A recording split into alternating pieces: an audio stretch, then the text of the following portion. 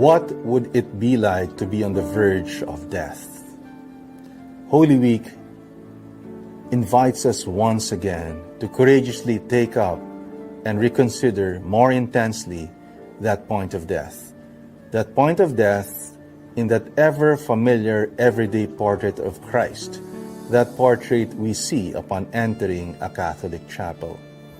Here Jesus is tortured, disfigured, hanging on the cross, and he is lifeless, or perhaps in an unspeakable pain, about to die. I wish to contemplate here the last few moments of a person's life, that point of transition between life and death. What happens in those final seconds in a dying person's life when he has only a few gasps of breath remaining? And here is that mark where one fades into death, when there is an imminent embrace of death.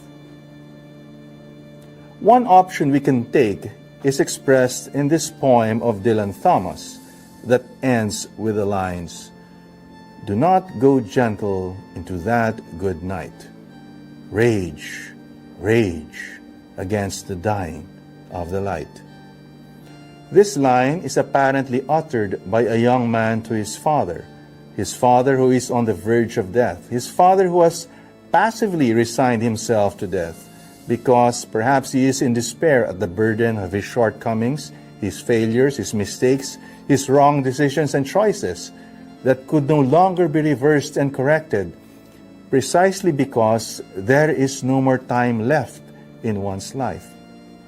And the young man tells his father that he can still leave a positive mark in life by actively trying in the last seconds of his life to make his own life meaningful, by not giving up, by not going gentle into the good night, by the act of raging against the dying of the light. And indeed, isn't it only human for us to be judged by others and by myself when I am about to die that I have indeed lived a meaningful life, or at least struggled to live a meaningful life? And I wonder whether this option of Dylan Thomas would be my option that I would take when I am on the verge of death. However, I take consolation that there is another path presented to me by Jesus. His last words uttered on the cross, "Father, into your hands I commend my spirit." Father, Abba. It was the Abba, the Father, that defined the whole life of Jesus. A Jesus who is always in relation to the Father, always in conversation with the Father, always one in being with the Father, both in time and eternity. I let this word Father of Jesus become my own prayer. I call God Father, a Father who dwells within me, a Father who longs to be more intimate with me than I can ever imagine, a Father who abundantly cares for me, who casts out all my fears, who restores me, who strengthens me, a Father who never abandons me, even in the face of death. Father, Father, into your hands I commend my spirit. Perhaps it takes time for us to learn this act of total surrender and entrustment to the Father. I am reminded here of our former General Pedro Arupe.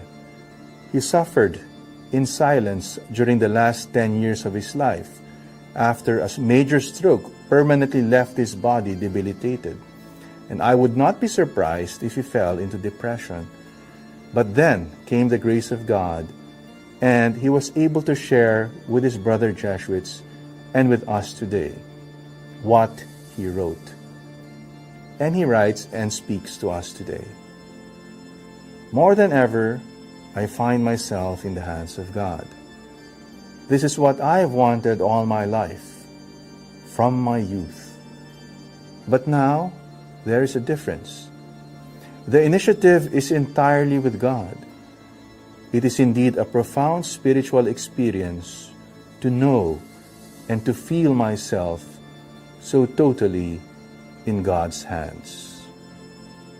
Thus Pedro Arupe, and thus Pedro Arupe echoes the words of Jesus on the cross. Father, into your hands I commend my spirit.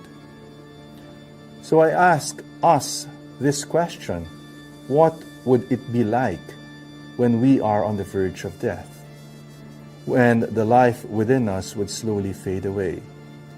Would we take the path of Dylan Thomas, or would we choose the path of Christ? Perhaps some would choose to spend one's remaining energies not to go gentle into that good night, and to rage against the dying of the light. But for us Christians, the meaning of our lives is found in that prayer of Jesus, uttered on the cross. His very last words: Father, into your hands I commend my spirit.